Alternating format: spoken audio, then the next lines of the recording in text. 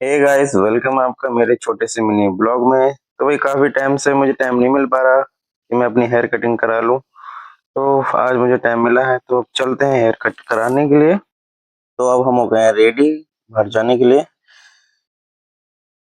बाहर आते ही हमने की अपनी बाइक स्टार्ट, और स्टार्ट करने के बाद फिर हम लोग निकलते हैं। हम लोग क्या, सिर्फ मैं ही निकलता हूँ। ये रही हमारे गांव की रास्ता, ये दूसरी रास्ता चली गई, फिर सीधे।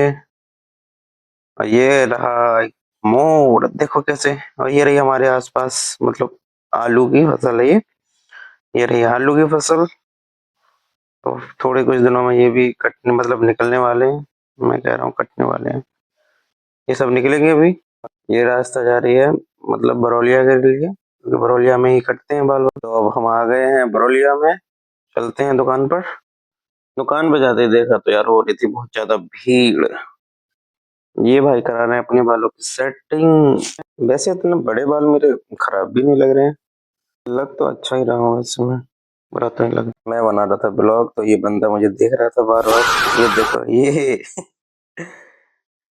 भाई साहब, ये बंदा बार बार मेरे को ही देखेगा कि भाई क्या बन रहा है, क्या हो रहा है।